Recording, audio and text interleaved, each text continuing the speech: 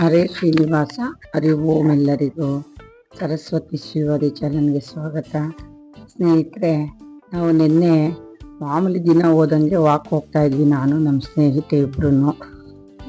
ಅಲ್ಲಿ ಹೋಗ್ತಾ ದಾರಿಲಿ ಒಂದು ಹೊಸಪೇಟೆ ಹತ್ತತ್ರ ಒಂದು ತೋಟ ಇದೆ, ಸೊಪ್ಪಿನ ತೋಟ.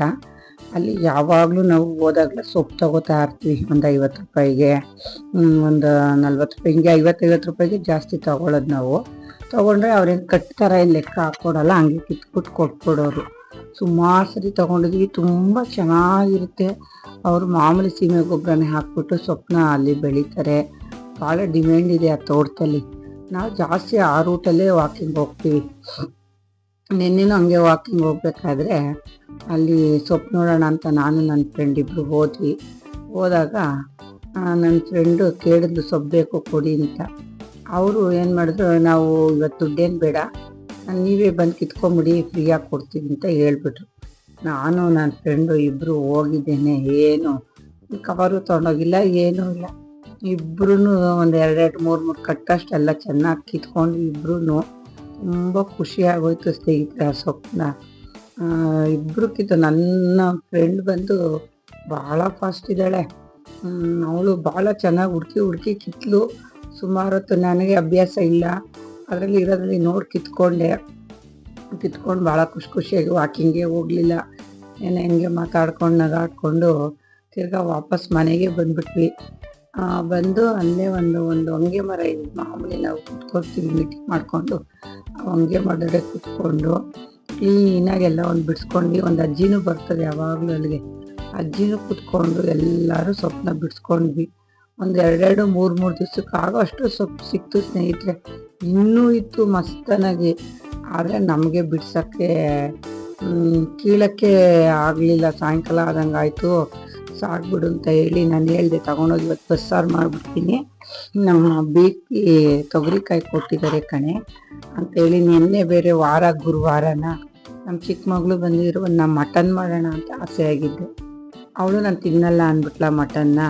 ತಿರ್ಗಾ ಆಮೇಲೆ ಬಸ್ಸಾರಿಗೆಲ್ಲ ರೆಡಿ ಮಾಡಿಕೊಂಡು, ಮೊದಲೇ ಪ್ಲ್ಯಾನ್ ಇತ್ತು ಇವತ್ತು ಮಟನ್ ಮಾಡೋಂಗಿಲ್ಲ ಅಂತ.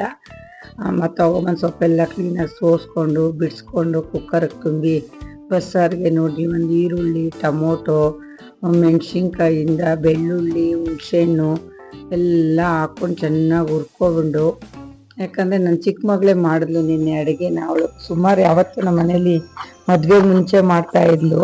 ಯಾವಾಗಾನ ಹೇಳ್ಕೊಡ್ತಾ ಇದೆ, ಮಾಡೋದು ಕಲಿಬೇಕು ಕಣೆ ಅಮ್ಮ, ಎಲ್ಲ ಕಲಿತೆ ಈ ಕಾಲದಲ್ಲಿ ಅಂತ. ಮದುವೆ ಆದಾಗಿಂದ ಅವಳೇನೆ ಅವತ್ತು ಪಾಪ ಮಾಡ್ದವಳೆ ಎಲ್ಲ. ಆ್ಯಕ್ಚುಲಿ ನಿನ್ನೆ ಬೇರೆ ಸಾರು ಮಾಡಬೇಕಾಗಿತ್ತು, ಅದ್ರ ಬದಲು ಇದನ್ನು ಮಾಡಿ ಜಾಮೂನು ಮಾಡಿದ್ವಿ. ಜಾಮೂನು ಒಂದು ವಿಡಿಯೋ ಮಾಡಿದ್ದೀನಿ ಸ್ನೇಹಿತರೆ. ಆ ನಂತರ ಎಲ್ಲ ಚೆನ್ನಾಗಿ ಹುರ್ಕೊಂಡ್ವಿ. ಎಲ್ಲ ಹುರ್ಕೊಂಬಿಟ್ಟು ಎಲ್ಲ ಒಂದು ಜಾರಿಗೆ ಹಾಕಿ ಬೇಯಿಸಿದ ಕಾಳನ್ನ ಎಲ್ಲ ಹಾಕ್ಕೊಂಡು ಬಸ್ಸಾರಿಗೆ ನಾವು ಸ್ವಲ್ಪ ಹುಳಿ ಕಡಿಮೆನೇ ಇಡ್ತೀವಿ, ಯಾಕಂದರೆ ನಮ್ಮ ಮನೆ ಹುಳಿ ತಿನ್ನೋದು ಕಡಿಮೆನೇ ನಮ್ಮ ಮನೆಯವರು. ಹಾಗಾಗಿ ಹುಳಿ ಕಡಿಮೆ ಇಟ್ಕೊಂಡು ಎಲ್ಲ ಮಸಾಲೆ ಎಲ್ಲ ರುಬ್ಕೊಂಡು, ಪಲ್ಯ ಮಾತ್ರ ನಮ್ಗೆ ಯಾವ್ದು ಇರ್ತದೋ ಇಲ್ವೋ, ಅನ್ನ ಇದ್ದಂಗೆ ಪಲ್ಯ ಇರಬೇಕು ಯಾವತ್ತೂ. ಒಂದು ಸ್ವಲ್ಪ ಪಲ್ಯ ಇದ್ದರೆ ನಮಗೆ ಸಮಾಧಾನ ಆಗೋಲ್ಲ. ನಾವು ಸ್ವಲ್ಪ ಸೊಪ್ಪಿನ ಪಲ್ಯನ ಹೆಚ್ಚಾಗಿ ತಿಂತೀವಿ. ಯಾವಾಗ ಮಾಡಿದ್ರೂ ಅನ್ನ ಕಡಿಮೆ ತಿಂತೀವಿ, ಮುದ್ದೆ ಜಾಸ್ತಿ ತಿಂತೀವಿ, ಪಲ್ಯ ಜಾಸ್ತಿ ತಿಂತೀವಿ ಸ್ನೇಹಿತರೆ. ಹಾಗಾಗಿ ಹಸಿ ಕಾಳು ಪಲ್ಯ ಸೂಪರಾಗಿತ್ತು ನಿನ್ನೆ ತಿನ್ನೋಕ್ಕೆ. ಅದರಲ್ಲೂ ಫ್ರೀ ಸೊಪ್ಪು ಬೇರೆ ಅಲ್ವಾ, ತುಂಬಾ ಖುಷಿ ಆಗೋಯ್ತು ನನಗೂ ನನ್ನ ಫ್ರೆಂಡ್ಗೂ. ಅವ್ರು ಹೇಳಿದ್ರು, ಇನ್ನೂ ಕಿತ್ಕೊಂಡೋಗಿ ಇಂಥ ದಂಟಿನ ಸೊಪ್ಪು ತುಂಬಾ ಚೆನ್ನಾಗಿತ್ತು, ಏನಕ್ಕೆ ಅಂತ ಗೊತ್ತಿಲ್ಲ, ಅವ್ರು ಇನ್ನೂ ಇದ್ದಂಗೆ ಉಳಿಸ್ಬಿಡ್ತೀವಿ, ನಾವೆಲ್ಲ ಕಿತ್ತಾಕ್ಬಿಡ್ತೀವಿ ಅಂದ್ರಲ್ಲ.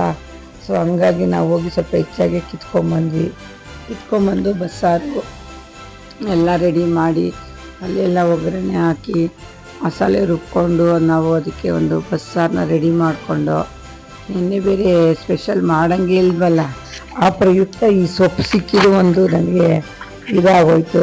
ಆಮೇಲೆ ಬಸ್ಸಾರು ಮಾಡಿ ತಕ್ಷಣ ಹಿಂದೆನೇ ನಾನು ಒಂದು ಕಡೆಗೆ ಹಿಟ್ನೆಸ್ ಇಟ್ಬಿಟ್ಟು, ಆಮೇಲೆ ಏನು ಮಾಡೋದು, ಬಂದಿದ್ದಾಳಲ್ಲ ಅಪರೂಪಕ್ಕೆ. ಆಲೇ ಬಂದು ಒಂದು 10-12 ದಿನ ಆಗ್ಬಿಟ್ಟಿತ್ತು. ಅವಳು ಜಾಮೂನ್ ಮಾಡಿಬಿಡೋಣ ಬಿಡು ಅಂದ್ಬಿಟ್ಟು ಒಂದು ಕಡೆಗೆ ಜಾಮೂನು ಇಟ್ಟು ಅದನ್ನು ಒಂದು ವಿಡಿಯೋ ಮಾಡಿದೆ ಸ್ನೇಹಿತರೆ. ಈ ಬಸ್ಸಾರು ವಿಶೇಷವಾಗಿ ಏನಕ್ಕೆ ಮಾಡಿದೆ ಅಂದರೆ, ಈ ಚಳಿಗೆ ತುಂಬಾ ಚೆನ್ನಾಗಿರುತ್ತೆ. ಮತ್ತು ಇನ್ನೊಂದು ಏನಂದ್ರೆ, ಈ ಹಸಿ ಕಾಳು ಇದ್ದಾಗ ಸೊಪ್ಪು ಹಸಿ ಕಾಳು ಮಾಡ್ಕೊಂಡು ಮನಾರ ತಿನ್ಬಿಡ್ಬೇಕು. ಅದರಲ್ಲಿ ತೊಗರಿ ಕಾಳಿಗಿಂತ ಅವರೆಕಾಳು ಇರುತ್ತಲ್ಲ, ನಾನಂತೂ ಯಾವಾಗೂ ನಮ್ಮ ಮನೆಗೆ ಅವರೆಕಾಯಿ ಇಷ್ಟ ಹಾಕಿದ್ರೇನೆ. ಒಂದು ಟೊಮೊಟೊ ಬಾತ್ ನೋಡಿ, ಇಲ್ಲ ಒಂದು ಈ ಉಪ್ಪಿಟ್ಟು ಅವರೆಕಾಳು ಸಿಕ್ಬಿಟ್ರಂತೂ ಎಳೆಯ ಅವರೆಕಾಳು ಆಯೋದು. ಸಂಜೆ ಹೊತ್ತು ಅವ್ರಿಗೆಲ್ಲ ಅನ್ನ ಸಾರು ಮಾಡಿತ್ತು, ನಾನು ಉಪ್ಪಿಟ್ಟು ಮಾಡ್ಕೊಂಡು ತಿನ್ನೋದು. ಅದೇನೋ ಉಪ್ಪಿಟ್ಟು ಗುರು, ನನಗೊಂದು ಸ್ವಲ್ಪ ಒಬ್ಬಳೇ ಆಗಲಿ ಉಪ್ಪಿಟ್ಟು ಮಾಡ್ಕೊಂಡು ತಿಂದ್ಬಿಡ್ತೀನಿ. ಸೊ ಹಂಗಾಗಿ ಹಸಿ ಕಾಳು ಸೊಪ್ಪನ್ನ ಹಾಕ್ಬಿಟ್ಟು ಬಸ್ಸಾರು ಮಾಡಿದೆ. ಏನು ಚೆನ್ನಾಗಿತ್ತು ಅಂದರೆ ತುಂಬಾ ಚೆನ್ನಾಗಿತ್ತು ಸ್ನೇಹಿತರೆ. ಬಸ್ಸಾರು ಮಾತ್ರ ಒಂದು ಸ್ವಲ್ಪ ಜೀರಿಗೆ, ಮೆಣಸು, ಬೆಳ್ಳುಳ್ಳಿ, ಮೆಣಸಿನ್ಕಾಯಿ, ಒಂದು ಸ್ವಲ್ಪ ಬೇಯಿಸಿದಂಥ ಕಾಳು, ಕೊತ್ತಂಬರಿ ಸೊಪ್ಪು ಎಲ್ಲ ಇಕ್ಕೋಬೇಕು.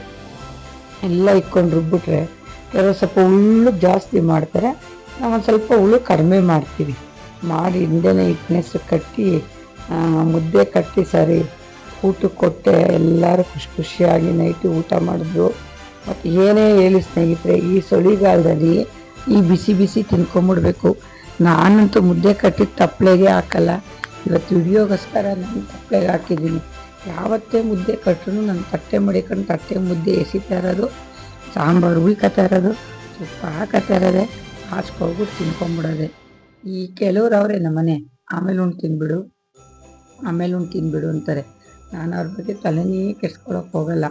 ಆದರೂ ಒಂದು ಸರಿ ಕರ್ತವ್ಯ ಕರಿಬೇಕು, ಬನ್ರಿ ಅಂತ ಕರಿತೀನಿ. ಒಬ್ಬೊಬ್ರು ಬರೋದೇ ಇಲ್ಲ.